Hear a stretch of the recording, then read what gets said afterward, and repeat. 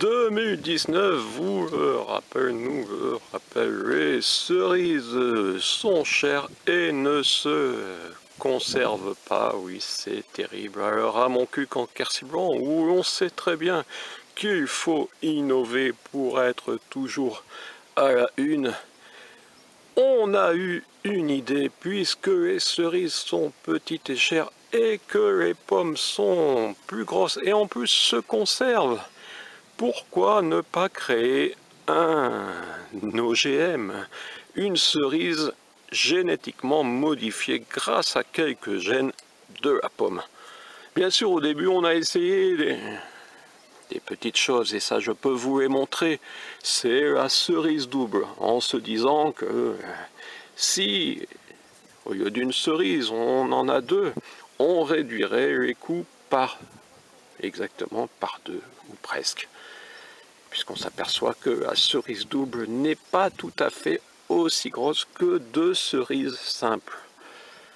Alors il a bien fallu que, avec l'aide bien sûr de notre conseil municipal, de notre maire et de l'adjointe aux OGM, qui est aussi adjointe à la culture je crois, c'est une mission carrément qui fut confiée aux scientifiques locaux, c'est-à-dire d'essayer de trouver la cerise de Montcuq, la cerise génétiquement modifiée. Voilà, je peux vous montrer ce qui est un peu la première création de Montcuq, mais je ne peux pas vous montrer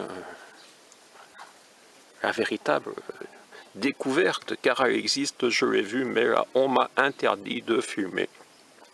C'est une cerise qui a donc la grosseur d'une pomme, dont le noyau n'est pas plus gros que celui de la cerise ordinaire. Et donc vous voyez tout le gain absolument fabuleux qu'il y aura à obtenir de telles cerises. Pour l'instant, il y a encore un problème, c'est que les arbres, et oui, les cerisiers, eux, pensent que leur mettre des pommes, c'est trop lourd pour leurs branches. Donc il va falloir trouver une solution. Je crois que d'ici quelques années ou quelques mois, espérons-le, que pour les prochaines récoltes, d'après le scientifique et l'agriculteur à qui j'ai pu parler, on nous dit qu'en 2022, il pourrait y avoir sur le marché de Montcuq en exclusivité les premières cerises OGM, les premières cerises de Montcuq, on les appellera ainsi, les cerises de Montcuq incubées. Et oui, le nom sera un peu long, mais a déjà été déposé, car naturellement, quand on crée un nouveau nom, on le dépose immédiatement à Montcuq en Quercy-Blanc. Voilà, c'est tout ce que je pouvais vous dire sur le dossier d'avenir de Montcuq en Quercy-Blanc. Et on remercie toutes et tous nos élus qui sont là pour nous soutenir.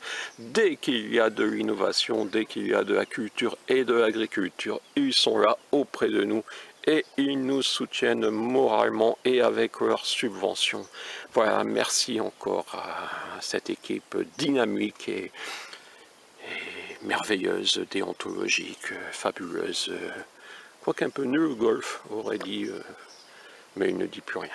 Bref, voilà, c'est pour bientôt la cerise de la taille d'une pomme, mais on m'assure que cette pomme qui a bien vieilli, car elle a été récoltée en novembre, vous voyez, nous sommes en mai, fin mai, et elle est un peu fanée certes.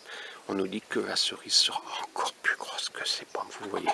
C'est bien une multiplication par 15 et vous avez entendu que le coq se dit déjà qu'il pourrait peut-être récupérer quelques cerises pourries, parce que oui, les cerises, ça pourrit rapidement. Voilà, c'est aussi ce qu'il faut changer. Il faut arriver à une cerise qui se conserve, car il y a vraiment trop de pertes dans les cerises actuelles. Ici Montcuq en Quercy-Blanc, le pays des cerises, des noyaux et du reste. La grande question quand on regarde des fraises, c'est de se dire combien de graines? Une jardinière 27 février 2019 et ce sont bien des fleurs de gariguette, oui. Achetez des fraisiers plutôt que des fraises.